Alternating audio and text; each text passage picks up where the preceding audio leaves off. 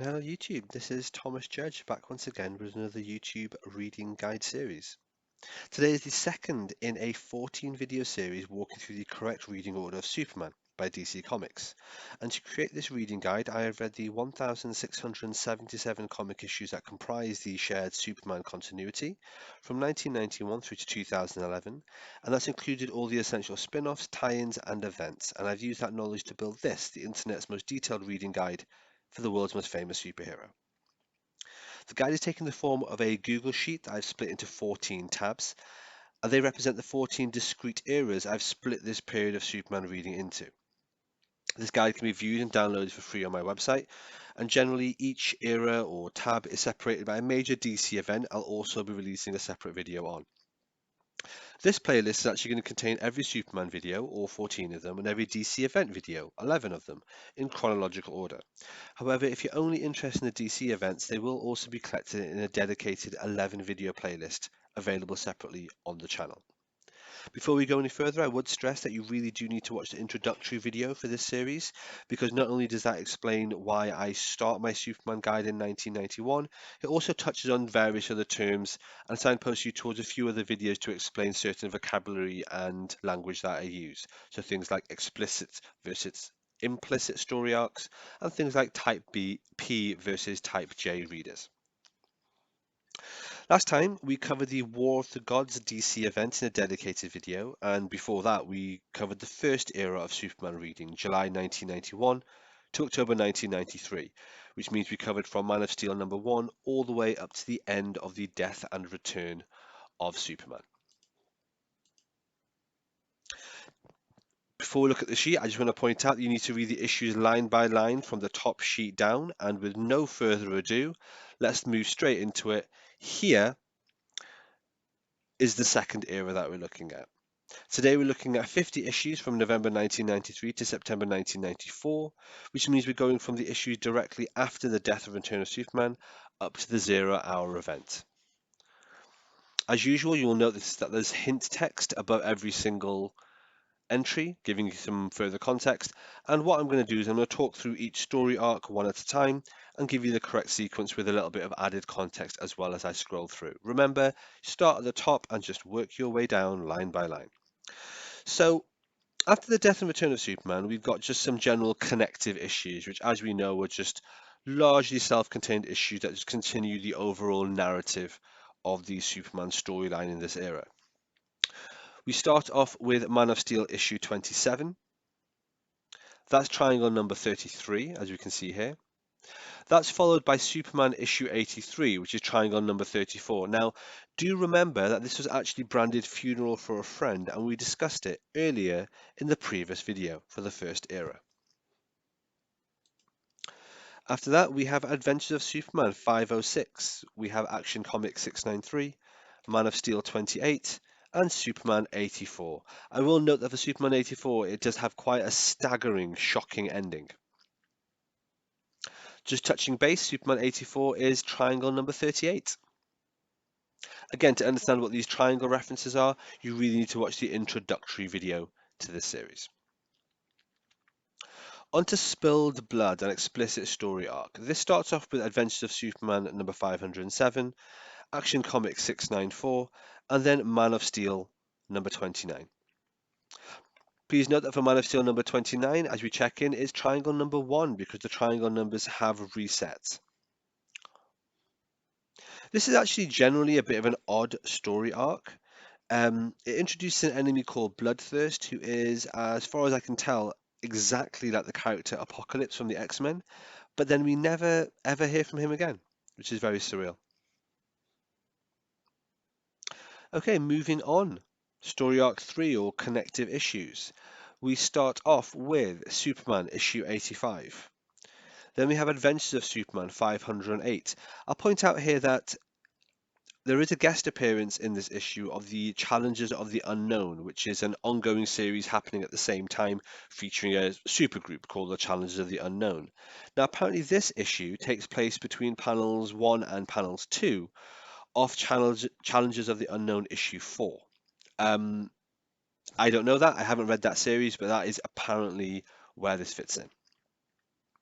Subsequent to that anyway, you have Action Comics 695, and the last page of this teases the entrance of Lobo, and you then see Lobo in Man of Steel issue 30. This is a fully Lobo dedicated story. I definitely didn't enjoy it, and apparently the Lobo part of the story continues on into an ongoing series called Legion, or Legion 94, and it continues in issue 63 of that. You'll notice I've got that noted here in the hint text. Subsequent to Man of Steel 30, we then have Superman 86. Note that this is the start of a series of space adventures, and it also is the advent of some changes to Superman's powers. They're increasing and powering up. So, for example, as of this issue, he's quite surprised to realize that he no longer needs to breathe when he's in space.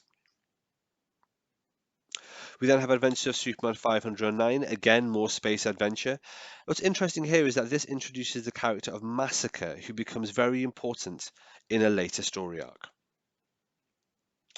We then have Action Comics number 696, which is the end of the kind of space adventure part of this. And then we have Man of Steel issue 31. Just checking in there, Man of Steel issue 31 is triangle number 9. Again, if you want to know all the individual triangle numbers, then you just need to download this Google Sheet and just hover over each individual issue as you're collecting it. Okay, the next story arc is Bizarro World. This short arc basically introduces a new Bizarro solely to progress the arcs of Superman's new overpowered abilities and also what's happening with Lex Luthor at this moment, which is that his health is failing him.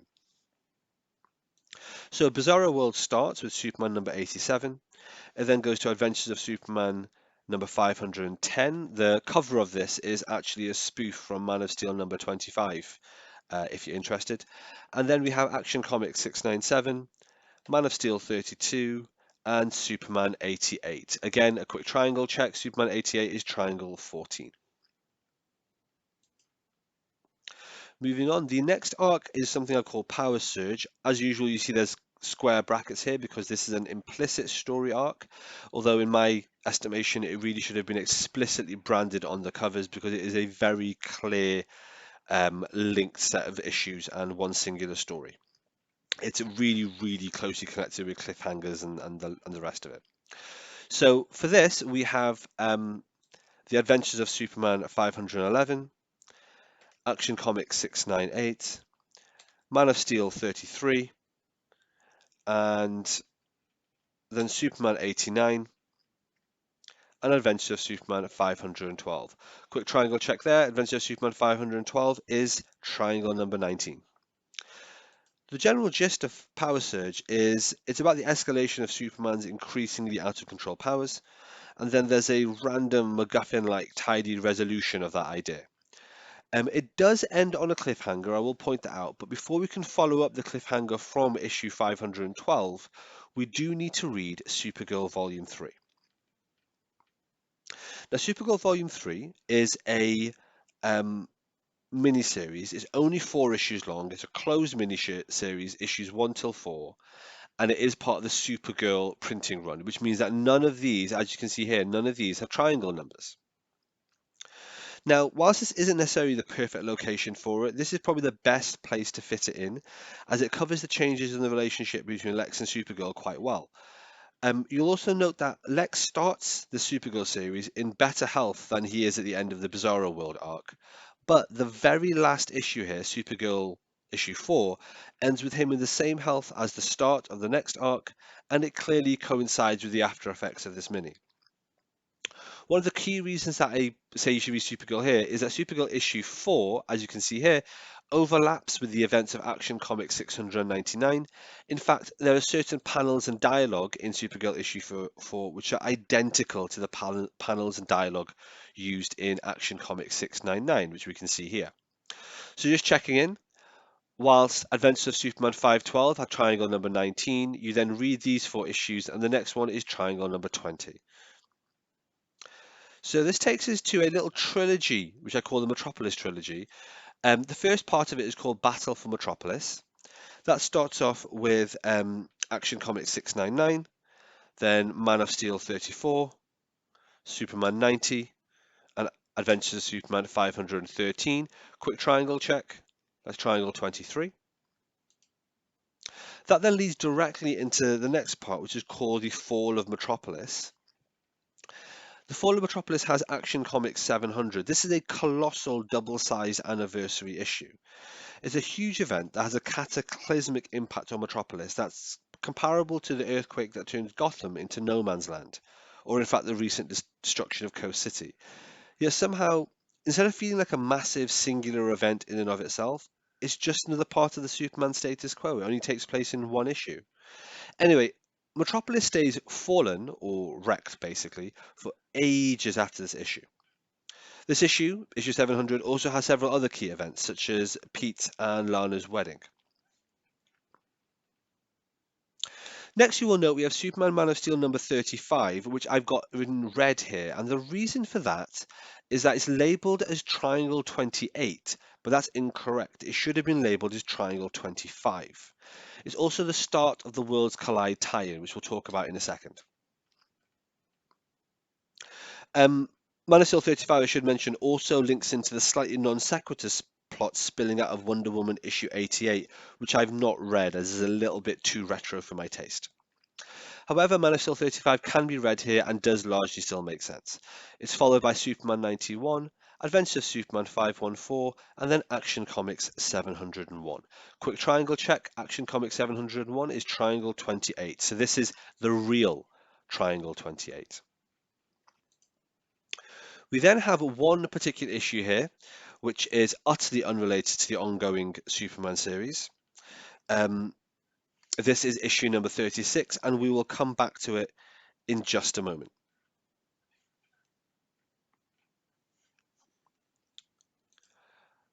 What we then have is the Metropolis trilogy, Massacre in Metropolis. This is only 2 issues now to finish off the Metropolis trilogy, and that's Superman 92 and Adventure of Superman 515. Quick triangle check, Adventure of Superman 515 is triangle number 31. These 2 issues are largely a bit odd in that here we see the return of Massacre from the Adventure of Superman 509, but really he just acts and behaves exactly the same way as a character like Lobo would.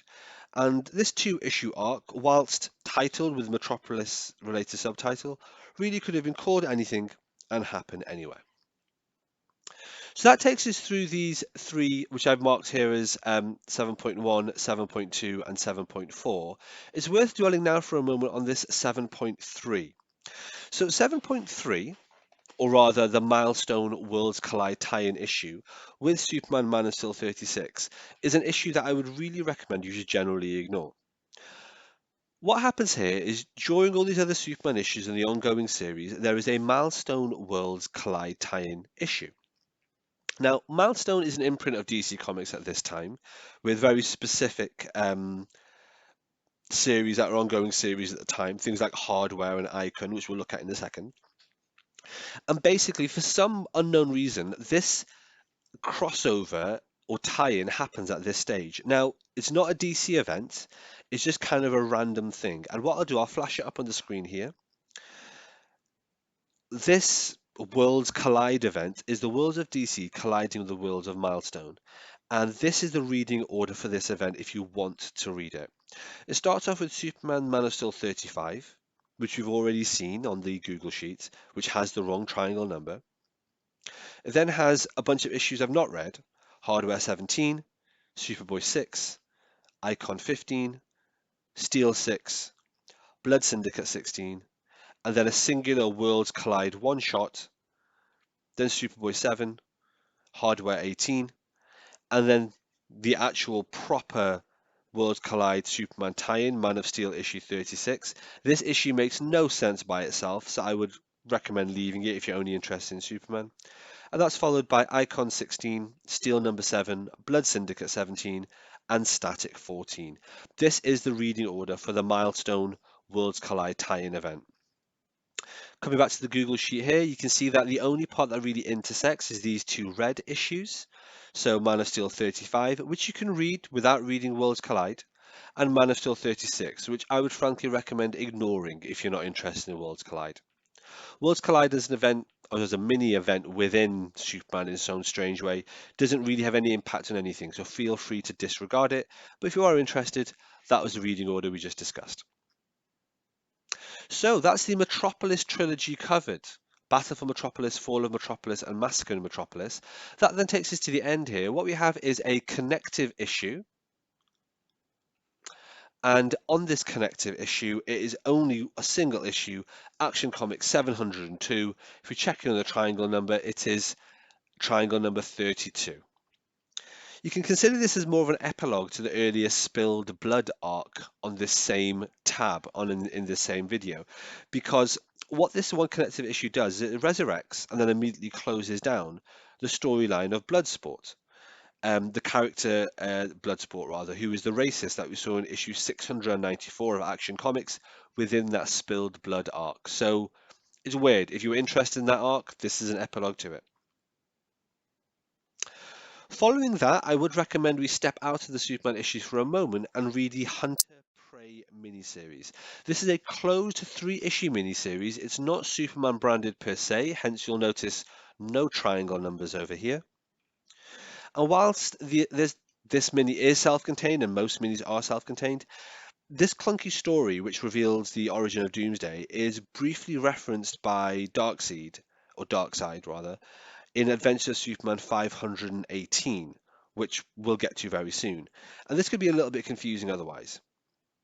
It's also confirmed in the much later Doomsday Wars series, which we'll look at in several videos' time, that Hunter Prey occurs just before 0 Hour. Speaking of 0 Hour, the last bit of this part of the reading guide is the 0 Hour tie-ins. These only make sense in the context of the 0 Hour event, and the next video that we have in this series is going to be talking about the 0 Hour event. But for now, I would just say that the 0 Hour tie-in issues are Man of Steel number 37, Superman 93, Adventure of Superman 516, and Action Comics 703. Just checking in, Action Comics 703 is triangle 36, but frankly, for these tie-in issues, don't worry about the triangle numbers. If you are interested in reading them, just get hold of them, check them out, and get them ready for your 0 Hour reading order. These 4 issues will only make sense within the context of 0 Hour, and that's what we're going to be checking in tomorrow's DC event video. And there we have it. In case you're interested in knowing where these resources are, so the guides, the maps, and so on, they're all available on my website. They're all available for free. You can go into the website, which is nogodsorkings.com, and download the Google Sheet for the Superman reading order, or you can go on the website and look at these reading maps for all the various DC events and a whole bunch of other things I've got on there to your heart's desire. If, however, you are interested in a written version of this guide, then it is available on Amazon. I've recently just self-published it. It is the cheapest possible tier you can get on Amazon. So it's 79 pence UK, 99 cents American, and so on. It's free if you're on Kindle Unlimited, and there is a free sample on the website as well. The reason I put this onto Amazon is kind of a proof of concept. I'm interested to see if people are interested in the written guides, whether or not people want to pick them up. And also it's a good way for me to bat off all the people that are going to be in the comments asking for a Batman guide. If you want a Batman guide, I don't really particularly have any interest in doing one, but I will do one if this book gets 500 reviews. So if this book gets 500 5-star reviews, then I will start doing a Batman reading guide at some point. I don't think that's going to happen, but there we are. Of course, feel free to support the channel by picking this up. Of course, like, comment, and subscribe. But as always, the best way to support the channel is by picking up one of my other books, which isn't a non-fiction reading guide. It's actually a fictional, completely original superhero story. It's prose, so not a comic or words, but it's about superheroes in just a really interesting kind of post-apocalyptic dystopic idea. The first 4 books of the series are out, and if you want to support, please pick that up. Thanks for watching. Until next time, stay classy.